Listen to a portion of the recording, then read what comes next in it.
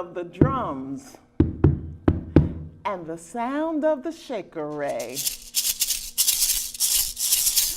lets you know it's time for the Griot Storytelling Circle. Welcome to the circle.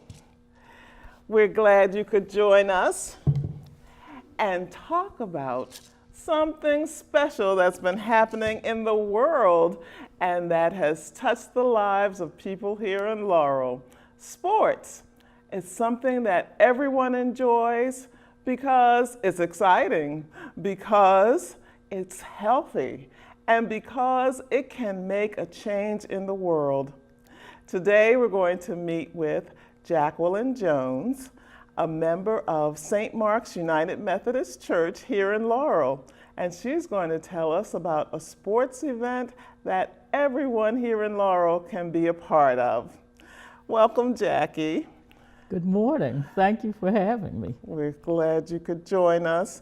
And tell us a little bit about the event that you're working on. Well, I'm working on, or we, I should say, St. Mark's United Methodist Church, where the pastor is the Reverend Dr. Sonia L. King. We're working on our 4th annual 5K run walk for diabetes. The run walk benefits the University of Maryland Center for Diabetes and Endocrinology, Midtown in Baltimore. You know, they service a wide area, and this is our outreach program. Tell us what made you start this event? Well, back in 2013, we were in our support group meeting. I facilitate the diabetes support group at St. Mark's United Methodist Church. At the same time, in another location, our Emancipation Day committee decided that they would like to have a run or a walk for a worthy cause. So they came to us and asked us if we would put something together, a little walk or a run for diabetes. Mm-hmm. Well, the rest is sort of history. So you actually are diabetic? Yes, I am. Uh-huh. And is this something that helps you and other people who are diabetic? Yes, it does help me because it's very important as a diabetic to help others. And it also keeps me on track. Mm-hmm. So tell us, when is this event going to take place? The event will take place on September 3rd. It begins at 8 o'clock. Actually, we kick off the Emancipation Day activities. So the 5K run walk is the first event of the day. Mm-hmm. And that's a great day to start. It's a holiday weekend, and it'll be a time when a lot of people are available to participate. So what do they have to do to participate? Well, in order to participate, you just need to register. There are 3 ways. You may register online, or you may register in person at the church any day, Monday through Friday, between the hours of 10 a.m. and 2, or on the actual morning of the event, you may register starting at 6:30 a.m. So a.m., 6:30 a.m. through 7:50, because we start right at 8 o'clock. Okay. And so on Saturday, September the 3rd, yes, at 8 a.m., Laurel will be participating in a 5K walk run. And there's also something special about this walk for those runners who want some credit for participating in this. Yes. Well, first of all, our proceeds benefit the University of Maryland's a Breakfast to Go program for those in need. So it's a direct community outreach. So your money doesn't go in a black hole somewhere, it's actually helping people. Many people come and they may have to make the decision between getting something to eat, or they may not have eaten, or paying the copay. So these Breakfast to Go bags are there so they can have nourishment. And the special thing about the race or the run now, I keep saying run, but we do have a fun walk, or you can walk the 5K or run. However, we are USA Track and Field certified. The route is certified.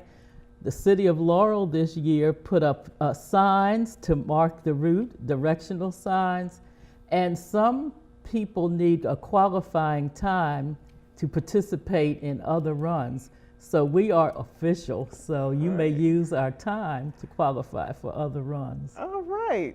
Well, that's fabulous, Jackie. And it's not much to participate. It doesn't cost much to participate. How much does it cost? $25. Okay. And it's $25 straight across. Sometimes the amount increases the day of the run. We're just $25. Okay. So we hope that all of our residents in Laurel, from the littlest to the oldest, will come and participate in the 5K walk run that starts off the Emancipation Day celebration on Saturday, September the 3rd. Is there anything else that you want to remind the community of? Well, yes, you mentioned from the youth or the young children on up. We give ribbons according to gender and age bracket. So we're open to all, and we have a great time. Following the run, there will be a softball game at 10 o'clock. Our parade begins at 12 noon, and there will be food, vendors, music, entertainment starting at 2. So the day actually runs from 8 a.m. until about 9 p.m. So come out and join the fun. Okay, sounds like a great day, and we're all looking forward to participating.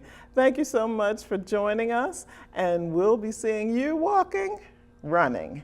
You will see me running around.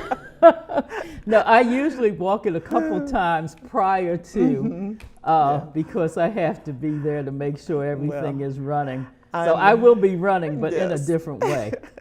Thank you so much for all you do to organize that and for making a difference here in Laurel. That's one race that you can participate in here in Laurel. And there are going to be other races here in Laurel, other walks that you can do here in Laurel. I know the Historical Society is planning a race coming up this fall, and on Thanksgiving there are races here in Laurel. So Laurel is a place where we believe in being healthy and having fun, and we hope that you will participate in some of those races, walks, and runs that keep Laurel a fun place to be. Well, not only are there walks and runs in Laurel, we also, as a part of Prince George's County, are proud of the Olympic participation that Maryland had this year in the Summer Olympics that were held in Rio. Can you believe it? There were 12 Marylanders who participated in the Olympics and won Olympic medals. And 2 of them were from right here in Prince George's County. Now, a lot of you know Kevin Durant, the basketball player, but did you know that he grew up in Suitland, Maryland, which is right here in Prince George's County, and he won a gold for basketball at the Rio Games. And then there's Matthew Centrowitz, who is a track and field Olympic star, and he was born in Beltsville, and that's right down the road here from Maryland, from Laurel. So you know that he's probably passed through our borders sometime, and he won a gold medal for track and field. So we want to congratulate those Maryland athletes who participated in the Olympics this year, and we want to celebrate sports and what it does for us as a community and as individuals. Well, some of the sports that were in the Olympics have some history that we want to go back and remember. We talked about Mark Centrowitz having an Olympic gold medal for track and field, well, we wouldn't want to forget one of the most historic track and field runners, and his name was Jesse Owens. And Jesse Owens was an Olympic star back in 1936. And he ran during an Olympics that was held in Berlin, in Germany, during the time of Hitler. And could you believe it? He was deemed the fastest man in the world. One of the things that Jesse Owens did was to be very determined to participate. He had to work 3 jobs while he was in college, and then he was able to qualify for the Olympics. And when he did, what did he have to put up with? Segregation. Still, as an Olympic star, he had to worry about where he could eat, where he could stay, and of course, being in Nazi Germany, what that would mean to him. Jesse Owens was going for the long jump, and Hitler was in the stands. But Hitler didn't want to see an African American man beat his athletes. And so just before Jesse Owens took his jump, Hitler left the stand. And Adolf Hitler never had to admit that he saw Jesse Owens become a gold medal winner in the 1936 Olympics. Now, of course, there were 5 gymnasts who we really enjoyed watching during the Olympics, and they were called the Final 5. And 2 of the stars have been all over the paper and the media, and they were Simone Biles and Gabby Douglas. And this isn't the first Olympics for Gabby. She's been to the Olympics before, and that's why she has had books written about her and movies made about her, and she has gone on to win a number of gold medals. And so if you want someone that you want to look up to and follow in their footsteps, Gabby Douglas would be a good person to look at. The things, the discipline that's required to walk on the balance beam, to do flips, and to do the uneven parallel bars is one of her specialties. So you'll want to take a look at Gabby Douglas, gymnast, gold medal winner. Now, of course, when we think about sports, there are kind of 2 sports that are considered all-American sports. One of them we play during the summer, and one of them during the fall and winter.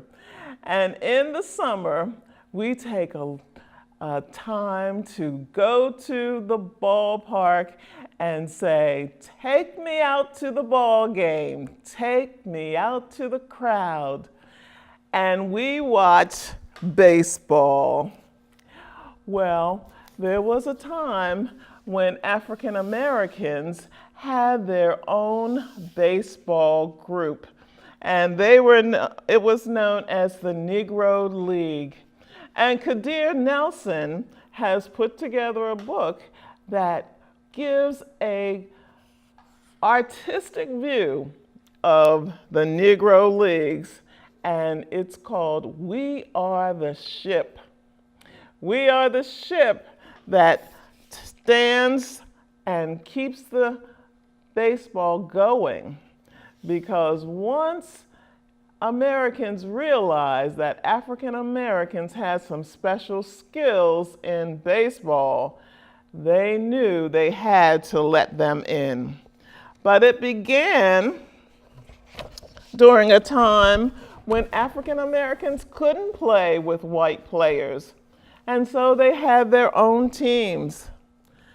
And they had stars like Satchel Paige, who would play in small towns, ride in dusty cars, and eat in restaurants that only let them go to the back door.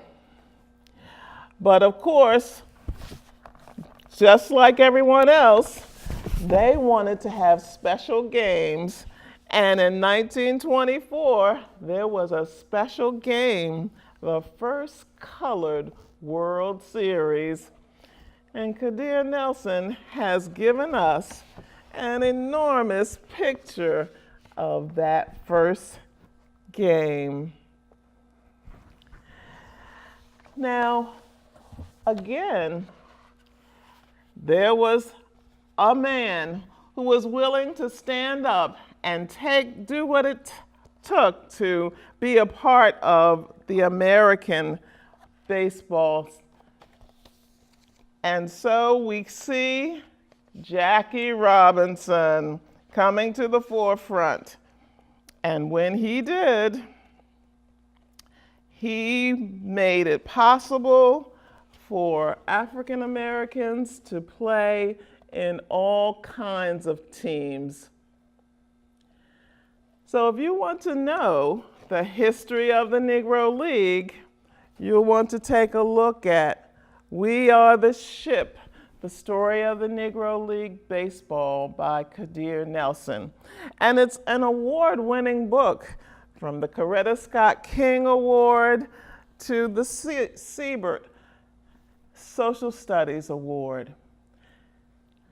Now, the other game, the other sport that Americans love is American football. Because we remember that in other parts of the world, when you say football, they mean a game that you actually play with your foot, and that we call soccer. But American football is another kind of animal where you throw the pigskin and you run to make a touchdown. And it is a team sport that those players on the game work together to make those touchdowns and to win the game.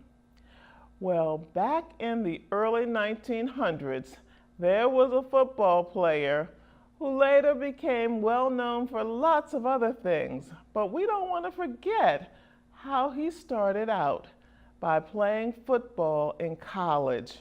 And his name was Paul Robeson. Now, Paul Robeson is known as a singer, an actor, he was a lawyer, and he was a civil rights activist. But in the early 1900s, he was born in 1898, and so he went to college in the early 1900s.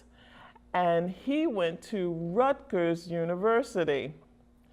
And there, he was ready to be a part of the team, to play and to give his best to help his team win.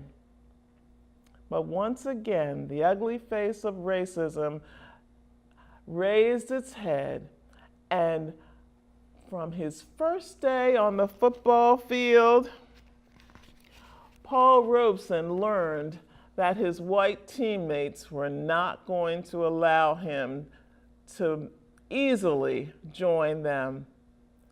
He went out on the field and his own teammate hit him in the face, knocked him down, and they all piled on top of him. He went home with a broken nose, a shoulder out of place, and bruised from head to toe. But did that stop Paul Robeson? He looked in the mirror and saw his bruises, and he thought about how his family had to escape and work hard. And he decided he wasn't a quitter. He was going back. And that's what he did. Paul Robeson went back on the field, and it was practice. And he picked up the biggest guy he could pick up, and he was ready to slam him down to the ground. And the coach said, "That's enough, Paul, that's enough. You're on the team." And that was exactly what that team needed. Paul Robeson was their best player, and he helped them win many games. But not only was he a good football player, Paul Robeson was an excellent scholar. He had high enough grades to become a member of the Kappa Society, and he was the graduation speaker for his graduating class. Of course, football didn't become his life.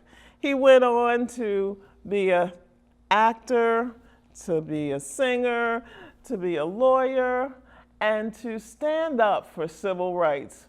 And from those days at Rutgers, he knew that it meant determination and discipline to be able to make a difference in the world. Well, there's an African saying that goes, if you can talk, you can sing. If you can walk, you can dance. And I would add, if you can walk, you can be a part of a sport. So take time to think about what you can do to be healthy and to be a part of a sport, whether it's an individual sport like weightlifting, or whether it's a team sport like tennis, or whether it's a sport that you just do every now and then like bowling or going for a walk. Find something that you can do. There's lots here in Laurel, from walking around Lake Laurel to going to the gym at the Boys and Girls Club. You can make a difference for yourself. And what fun it is to go around Laurel and see the runners that are getting in their healthy run, or to walk down to the lake and say hello to folks that are enjoying the weather and enjoying a walk. We hope that you have enjoyed hearing about sports on our Griot Story Circle today.